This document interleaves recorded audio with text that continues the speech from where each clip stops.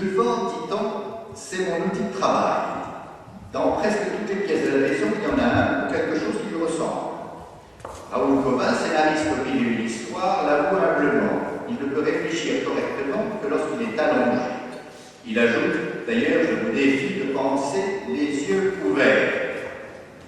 Né à Antoine le 26 septembre 1938, Covin est l'une des rares personnes à avoir suivi pendant 5 ans des études de lithographie publicitaire à l'Institut Saint-Luc de Tournai pour découvrir en entrant dans la vie active que cette profession n'existait plus.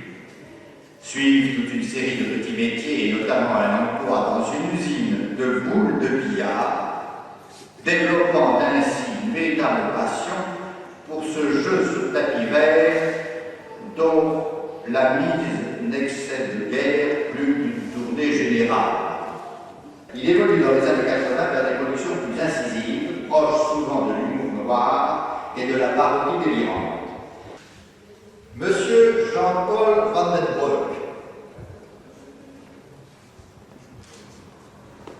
né à Louvain le 15 mars 1943, M. Van den Broek établira essentiellement sa carrière dans les Flandres jusqu'à la reprise de Samy en 1994. Comme beaucoup de ses futurs collègues, il suit les cours du soir de publicité et art décoratif à l'Institut Saint-Luc de Bruxelles.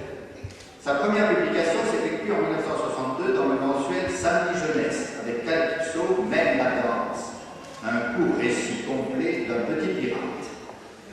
Après plusieurs courts récits complets d'après les scénarios de Jacques Accard pour les hebdomadaires Tintin et Pilote, il devient assistant de Heuret, Hugo de Rémaquet, et l'aide pour les décors de quelques histoires, Tintin, Cliff, etc. Une agence publicitaire lui commande à partir de 1966 des scripts du bonhomme Bibendum pour des fascicules promotionnels de Michelin, principalement pour l'Afrique du Sud. Ses véritables débuts d'auteur complet datent de cette époque, avant l'hebdo Libelle et le mystère de Mandetour, pour le quotidien Sud-Ouest. Les apprentis lancés dans la BD par Jean Paul ont souvent été pris par la suite comme assistants de Berck dans ses diverses séries. Il était donc dans la logique des choses que Jean Paul accepte la succession de Berck en 1994 pour Samy, après la retraite de celui-ci.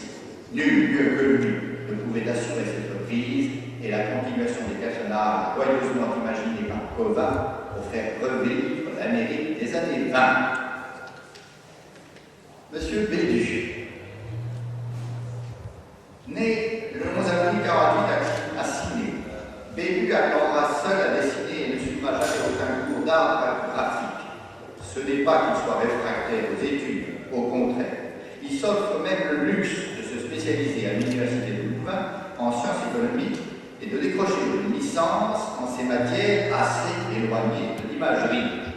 En 1972, il soutient d'ailleurs son mémoire sur un sujet palpitant, la formation des prix en système socialiste soviétique. Mais il déteste le psychotechnique auquel le soumettent les entreprises recrutant de jeunes diplômés lui font fuir les milieux financiers. Il se réfugie alors dans l'atelier de Berck, où il se perfectionne dans le métier de dessinateur, pratiquant tour à tour les travaux les plus humbles comme les plus anonymement glorieux, lettrage, ancrage, fond de décor, etc. 3 années de ce régime lui donnent envie de voler de ses propres ailes, et à partir de 1975 et pendant des années, il collabore au journal Tintin. Enfin, M. Lodec. Lodec ne sera jamais garagiste. Né le 4 juin 1947 dans le sud de l'Italie, il a 3 ans lorsque ses parents émigrent en Belgique et s'installent à Vienne. Son père, qui espère pouvoir retourner un jour en Calargue, il fait construire une maison et un garage, rêvant d'un avenir chromé pour son fils. Hélas, celui-ci, excellent élève, gagne un album de Spirou en collectionnant des bons points à l'école. Le mal est fait. Il sera dessinateur de bande dessinée. En attendant, pour gagner sa vie, il quitte l'école technique avec un diplôme en électronique et automatisme pour travailler dans une entreprise de chauffage, puis entre dans un des bureaux d'études des assets à Charleroi. Pendant quelques années, il collabore à divers fanzines belges. En 1977, il remporte un concours de BD à Gérard, le fief de Malpéry, et de Mitéli. Ce dernier voudrait l'engager comme assistant. rebuté par les horaires nocturnes de travail des solliciteurs, Dodec préfère la sécurité à l'aventure.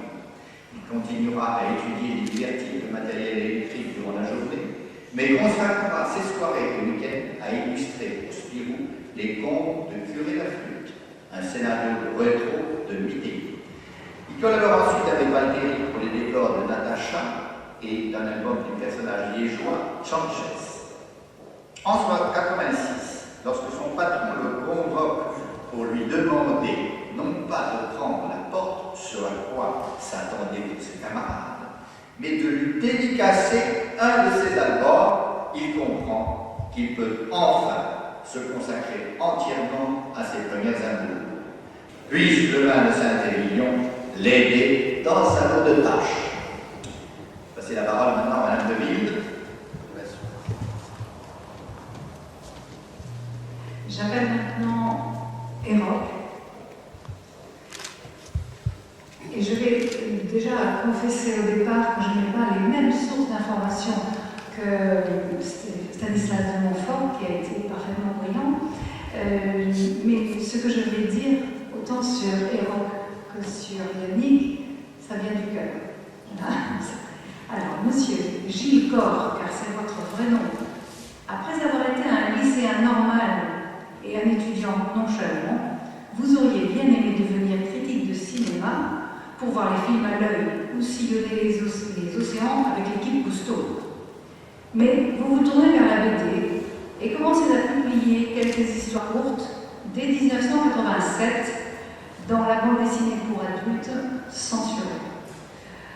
Vous abandonnez ensuite l'administration qui vous nourrissait pour travailler de 1988 à 1991 comme dessinateur et scénariste aux éditions Vaillant, ainsi cédant Pif Gadget. Vous signez aussi toute la série des profs. Vous travaillez aujourd'hui dans le domaine de Mickey et comme illustrateur dans l'édition. Vous aimez les Rolling Stones, les chats, les enfants, les vôtres, dites-vous d'ailleurs, sont si mignons. Savez-vous, cher Gilles, que nos millésimes sont un peu nos enfants? D'ailleurs, ne dit-on pas élever du vin? Monsieur Yannick Colbert, vous êtes en pays de connaissance, mon cher Yannick, puisque vous avez vu le jour à quelques kilomètres d'ici, dans la bonne ville de Libourne. La sonorité de votre prénom rappelle toutefois vos origines bretonnes. Et si dans un premier temps, vous avez eu l'intention de vous consacrer à la photographie, vous avez délaissé les clichés au profit des vignettes, celles de la BD. Des personnages fort sympathiques ont jalonné votre carrière, de Pif et Hercule en 1969 à Super Pig et Cool Cool en 1995, en passant par Les Apprentis Sorciers, Gros Claude, Pierre Lagarde, Nanook. Tous ont amusé des générations d'enfants se plongeant chaque mercredi dans le journal de Mickey. Nous savons pourtant que votre cœur est habité par une nostalgie, celle de ne pas avoir pu faire partie de l'équipe des créateurs de dessins animés d'Hollywood tels que Tex Avery, Bob Campbell ou Chuck Jones. N'oublions pas de mentionner la série Lupin et Tono, qui nous ramène bien entendu au vin, que nous défendons, et réjouissons-nous de vous accueillir au sein de la Jurade en tant que vigneron d'honneur et pour votre Saint-Émilion.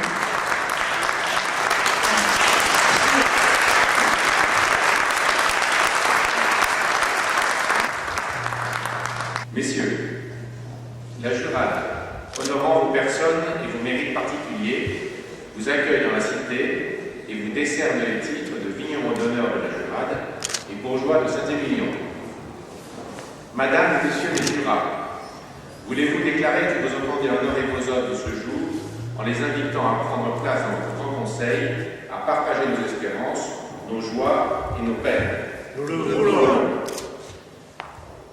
Madame et Messieurs les jurats, jurez-vous de donner à vos vignerons d'honneur de la Jurade votre respect et votre dévouement fraternel, de leur ouvrir la porte de votre maison, de les secourir dans la défense de leur vie, de leurs biens et de leur honneur?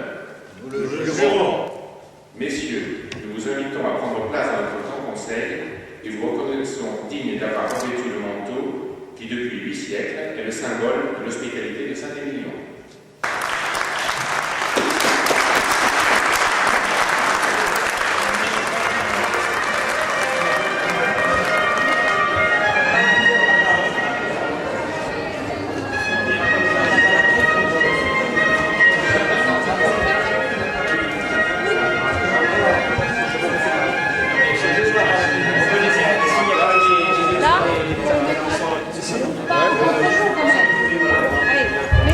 Mettez-vous par ici.